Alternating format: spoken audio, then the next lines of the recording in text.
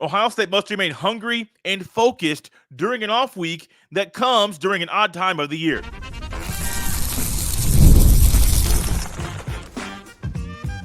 You are Locked On Buckeyes, your daily podcast on the Ohio State Buckeyes. Part of the Locked On Podcast Network, your team every day. Welcome in, Buckeye fans, to a Thursday edition of Locked On Buckeyes, part of the Locked On Podcast Network, your team every day, here on Thursday, September 12th in the year 2024. I'm your host, Jay Stevens, also the host of the Jay Stevens Podcast, and today's episode is brought to you by FanDuel. Now through September 22nd, all FanDuel customers can bet $5 and get a 3-week free trial of NFL Sunday Ticket from YouTube and YouTube TV. Visit FanDuel.com to get started.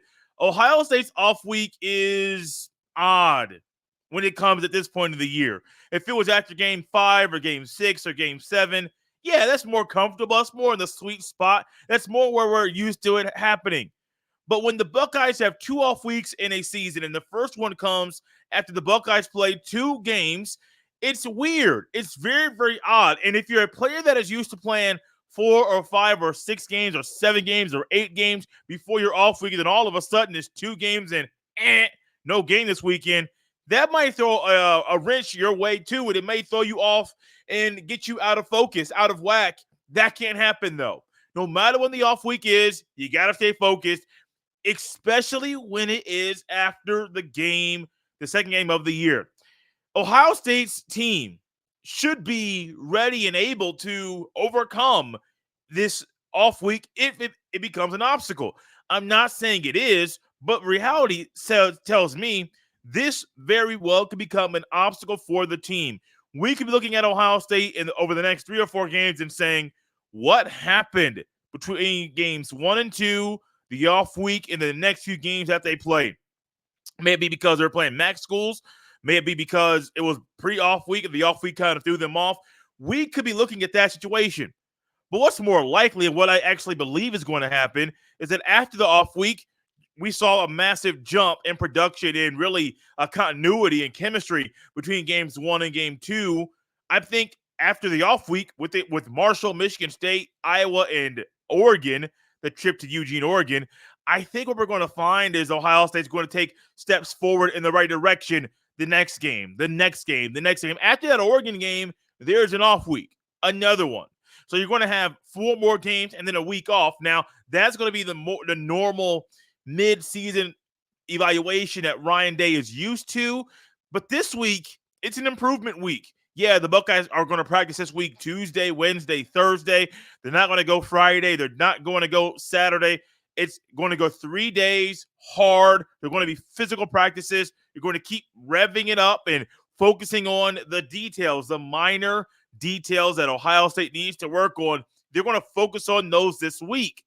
And so if I'm a player and I'm a vet, I've been around for a while, it would be very easy for me to kind of take a little chill pill this week. Oh, we ain't got no game, and it's the first of 2 bye weeks. Man, look, we just smacked somebody. The Buckeyes just had their first shutout since 2019. They held their first opponent under 100 rushing yards for the first time since 2017. If I'm on the defense especially, y'all look, we ain't giving up a touchdown at all this year. Man, we could take this week off.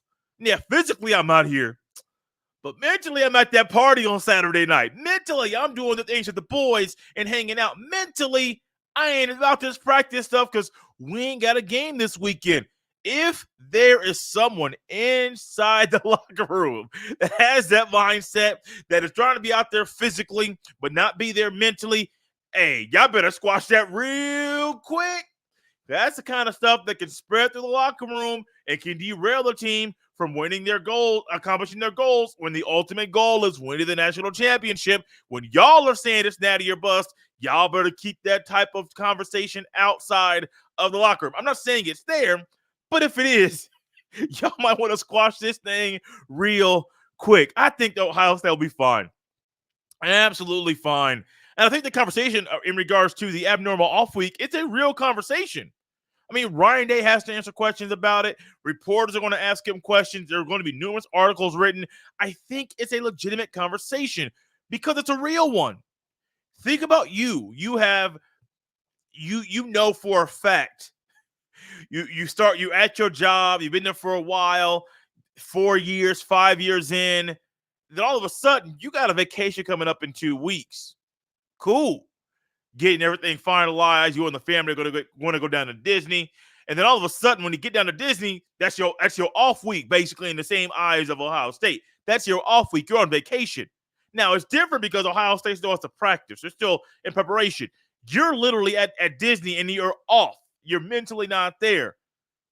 Man, you get back to work, it's going to take you a little bit of time to get back into the groove of things.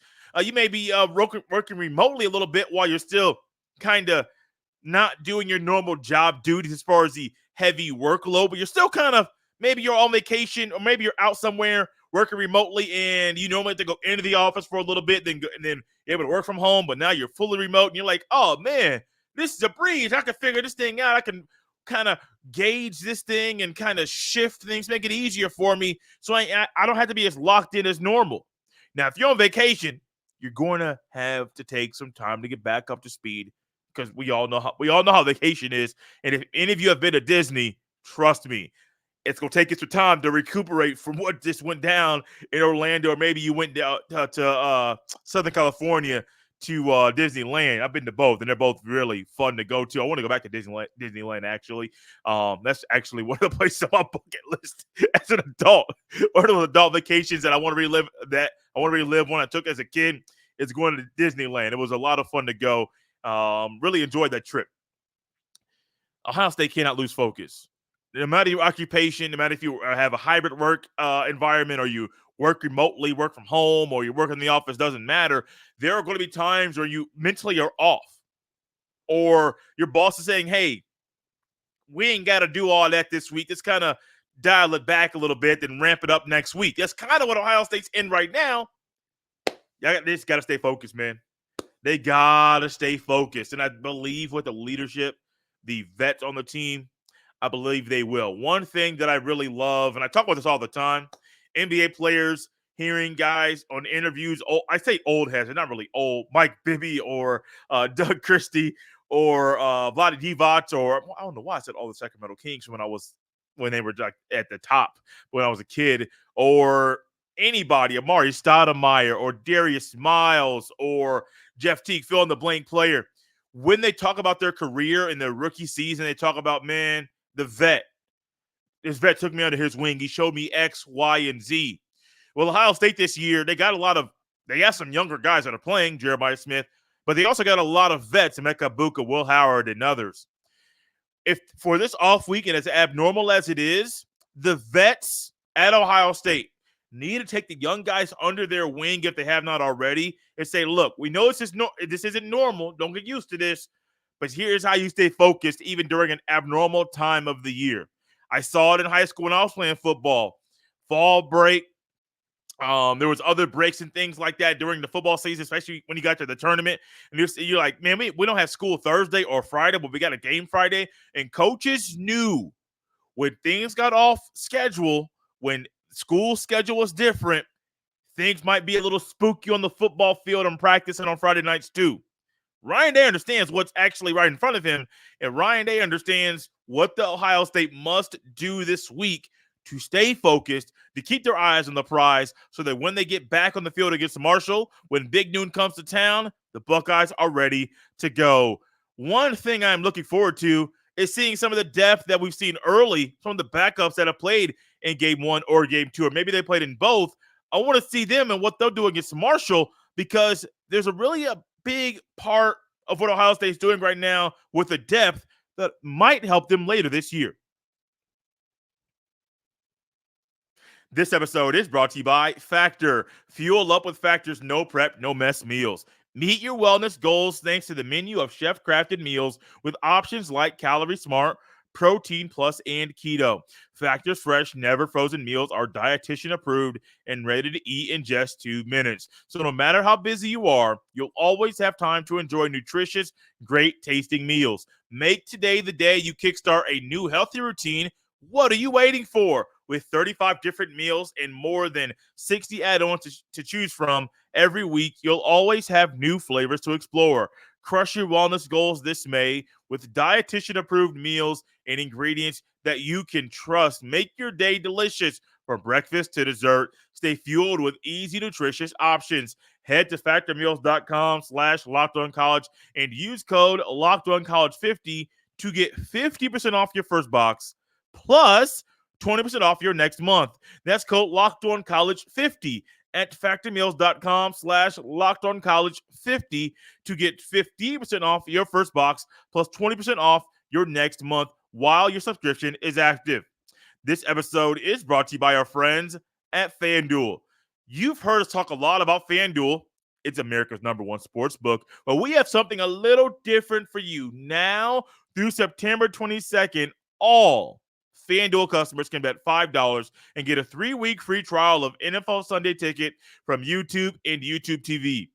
That's so good, I got to say it again. Right now, through September 22nd, all FanDuel customers can bet $5 and get a 3-week free trial of NFL Sunday Ticket from YouTube and YouTube TV. Then with the YouTube TV base plan, you'll be able to watch every regular season Sunday afternoon out-of-market game. All you need is a Google account and a current form of payment, and you can cancel anytime. Just visit FanDuel.com and download America's #1 sports book.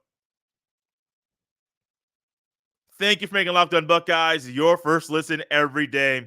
It seems like every offseason there are a lot of people that are shouting from the rooftop at Ryan Day that are trying to boldly proclaim that Ryan Day needs to play more backups throughout the season. Hey, in a blowout game against Western Michigan or maybe against Akron, hey, when the backup quarterback comes in, Day, you need to let that man let it rip. Don't try to hold back and don't try to not run up the score. No, let him rip. Let him go out there and throw that ball all around the yard. There are so many people out there that are shouting that, and I am probably a person that's not all about having a backup quarterback come in and just throw the ball just to get game reps. It doesn't make sense to throw the ball realistically, does it? Sometimes it does, sometimes it does not.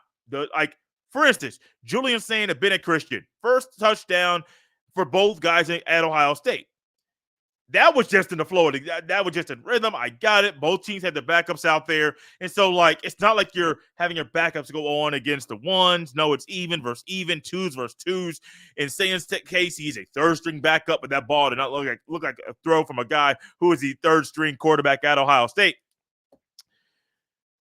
There's a danger to playing guys too much that shouldn't be on the field. But what Ohio State's doing right now is very, very good. Not just for this current year, but also for the future. It's very hard for a coach at any levels, especially in college, when you have 100-plus players and 85 of them are on scholarship. It's very hard for a coach to say, hey, we're up 42-0 in the halfway point of the third quarter. Clearly, this game is in the bag. The other team's not going to come back. We're going to pull our guys. You pull your guys, okay. Do you want to run the offensive playbook and have it be as open as it was previously? Probably not. How much do you dial it back? That's where things get a little interesting. But I think Ryan Day kind of figured it out, and Chip Kelly did too. Later in the season, I think Marshall's going to be the same way. I'm not saying the Buckeyes want to play 80 guys against Marshall like they did against Western Michigan, but it wouldn't shock me if the Buckeyes got to use every player. I had the backup play at every position just because the game got out of hand in that way. That's great. For this year, we know that there's a thing called the injury bug. And unfortunately, the injury bug has hit Ohio State in some abnormal ways this year so far. Cody Simon, who's a Blocko and a captain at Ohio State, he missed the first game due to injury, played the last game and played phenomenal, played really good ball. Donovan Jackson, starting left guard, who's also the highest rated player, Buckeye offensive lineman on EA Sports College Football 25, and that rating kind of, not saying that he was the highest, shocked me that he was the highest rated player. But a 92 overall based off last year kind of shocked me. Maybe they know something about what Jackson will do against Marshall and going forward. But you have to see Donovan Jackson, who's a normal starter, not play against Akron or Western Michigan. And Austin Cereveld, who got his first start, got his first play, didn't play last year at all, and played really good ball, man. I was really impressed with Cereveld and what he did in his first starts of his Buckeye career. It's very important to get those guys reps. Later in the year, if a guy gets hurt, well, you got film on what he did previously and say, oh, okay, like you have a good feel and handle of what you can do in the game. Practice reps are one thing, game reps are another. Another factor here, though, think about what this does for the future. Because realistically, Donovan Jackson is gone. Seth McLaughlin is gone. Simmons might be gone on the offensive line. Fryer is gone. Shabola is your starting right guard, so he's going to be here next year. So realistically, in the offensive line, let's focus on that area specifically. You got some guys there that'll be there next year that are getting some good run right now that you're going to say, hey, we got some practice film on you. We also got a lot more game film on you than normal to know, hey, this is how they perform in the game. At quarterback, there's going to be a QB battle next year. Will it be Devin Brown? Will it be Julian Sand? Will they try to bring a transfer in? I don't know, but we do know there's going to be a quarterback battle. Well, now you're not just trying to base that battle off of practice film. You actually have more game film than normal on your second and third string quarterbacks. That is huge. That's important. For Ryan Day going forward, don't force it though. Don't force it at all. There is a narrative out there, and I understand why, that Brian Hartline needs to use receivers 4 through 6 consistently. I think if you use the top 4 guys in Ibotta and Smith and Tate and Ennis, you're going to be just fine. You're going to have better receivers right there than the other than the opposition does. And honestly, with just those 4 receivers, it's going to be very, very hard for a secondary to stop the passing attack with those 4 guys being in the top of the room. But then you're going to have Bryson Rogers and Jayden Ballard and Kojo Antwi and maybe Marlon Graham getting out there and getting some run. What are you going to find, though? Those guys are going to play. When it comes to rotation, how much do they rotate is a very important question to ask, because there are going to be times maybe against Iowa or maybe against Oregon or maybe against Nebraska or Indiana or Purdue where you should not rotate as much. You need to dial back that rotation. Tighten it up a little bit. But sometimes you're so used to playing those guys, your 4 or 5 or 6 in the receiving room or your 9th, 10th, or 11th defensive lineman, all of a sudden you put them out there and you realize this game's too big for them. They're not ready for this. And so it's a very tricky operation for not just Ryan Day, but for the position coaches as well. Another one to watch. This one is really realistic. How much does Carlos Loughlin use James Peoples this year? Because I think you can't really get a good handle on that via the first 2 games or the next game or really against Michigan State. You got 4 schools that I'm really looking at right now, only 5. Iowa, Oregon, Nebraska, Penn State, and Michigan. Those are your 5 biggest games of the year, and all 5 schools pose a different threat to Ohio State, and they all want to take down the Buckeyes. Well, Loughlin may say, we're cool with just Henderson and Juckins. There may be a time in one of those games where Peoples is needed. So that's one there where I'm saying, do you need to use a third string running back consistently? No. But Loughlin might say he's too good to keep off the field. Let's have a 3-headed monster at running back. And if Peoples works on his ball security, and his pass pro, that backfield's going to be a lot of fun to watch. Speaking of the run game, what can we expect from Ohio State's run game when they're playing tougher opponents? I'll tell you next. This episode is brought to you by LinkedIn Jobs. When you're hiring for your small business, you guys want to find quality professionals that are right for the role. That's why you have to check out LinkedIn Jobs. LinkedIn Jobs has the tools to help find the right professionals for your team faster and for free. LinkedIn isn't just a job board. LinkedIn helps you hire professionals you can't find anywhere else, even those who aren't actively searching for a new job but might be open to the perfect role. In a given month, over 70% of LinkedIn users don't visit other leading job sites. So if you're not looking on LinkedIn, you're looking in the wrong place. On LinkedIn, 86% of small businesses get a qualified candidate within 24 hours. Hire professionals like a professional on LinkedIn. Post your job for free at linkedin.com/LockedOnCollege. That's linkedin.com/LockedOnCollege to post your job for free. Terms and conditions apply. Thank you for making Locked On Buckeyes your first listen every day. Ohio State's run game this year has been a lot of fun to watch. We saw a game plan in game number 1 that was different than game number 2. We're going to talk more about how the variation of the Buckeyes playbook and game plan on offense really could be the secret sauce that they have going forward this year that might come up on tomorrow's show. And so when it comes to the run game specifically, I don't care if you're playing Akron or Western Michigan or Oregon. Ohio State has backs and an offensive line that should be getting the job done. But what specifically should we expect with the run game when Ohio State is playing tougher opponents? Realistically, you believe, and Ryan Day and Ohio State believes, that their passing attack is one that can work against anybody. I am not saying it's going to be all Jeremiah Smith or all Ibotta, but with the four-headed monster at receiver and Kazmarek and G. Scott Jr. as well, the Buckeyes believe that their passing attack at the receiver and tight end rooms, they could get the job done, which is great. That's huge. That's a great asset for a run game when you know you're going to have to tighten things up. Yeah, will the Buckeyes be able to just simply split carries between Judkins and Henderson in those 5 big games that I mentioned just a segment ago? Iowa, Oregon, Nebraska, Penn State, and Michigan. They won't be able to just have, Henderson have 10 carries, Judkins have 11, or vice versa. No, probably not. Because there's going to be a good time period during one of those games that, Henderson's better in space. He's better on the outside the C gap, B gap, C gap, and outside. He's better there. Really, B gap, A gap is more so Judkins' specialty, his expertise. But Henderson's more the outside guy, the speed guy. Well, maybe there's a time period that the opposition is not allowing Henderson to get outside, and they're setting the edge very well. And Lachlan says, "Hey, Judkins, it's your call. It's your time, baby. Let's shine." Okay, then you shift. You will have to adjust to what the team is doing at that point in time. And part of adjusting is realizing we saw X, Y, and Z on film and realize this is what we think we can do.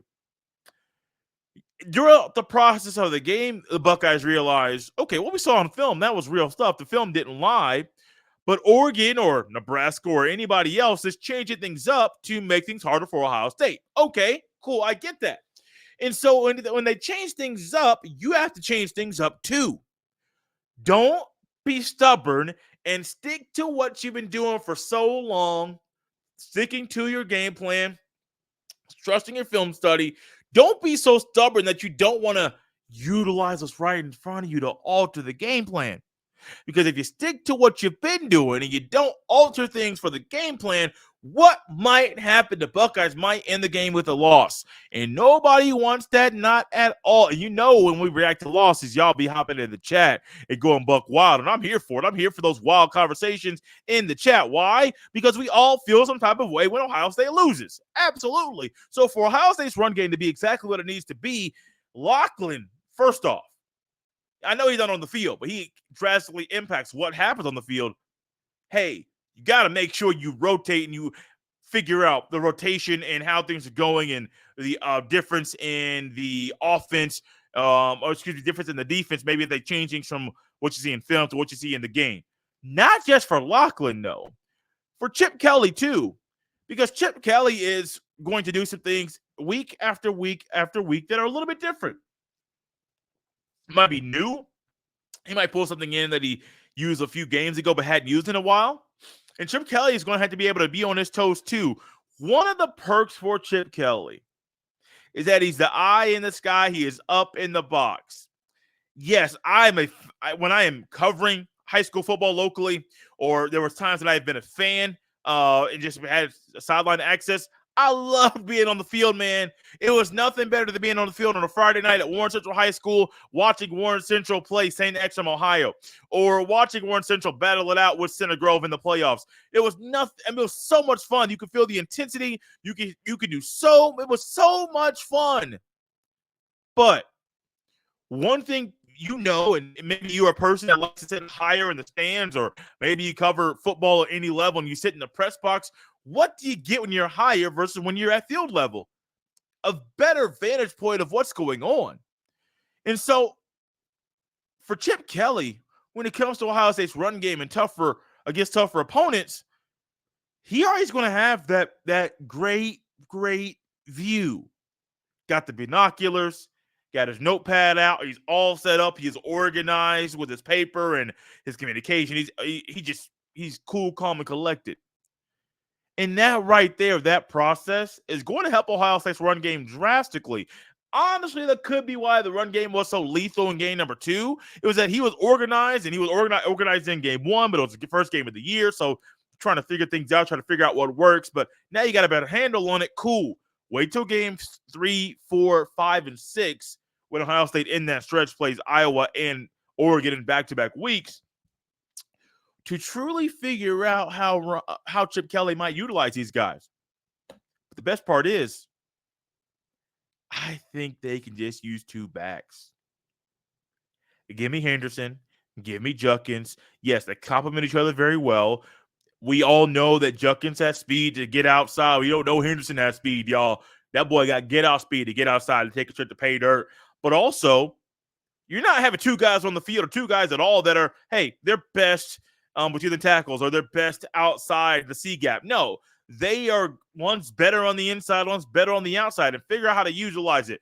Here's one thing that I haven't mentioned in a while that I think we might get during an Ohio State game this year that would be both Judkins and Henderson being on the field at the same time. No, it's not a pistol set or a single back set or pistol back where one back is split out in the slot or a pistol set where one guy is back shotgun pistol anyway. One back is in the backfield, the other guy's in the slot. I think what we might get is multiple occasions or numerous occasions where both guys are in the backfield, maybe an old school split backfield where they're in a 3-point stance, maybe they're in a 2-point stance, whatever it might be. You might get that. And if I'm in opposition, how do you stop that?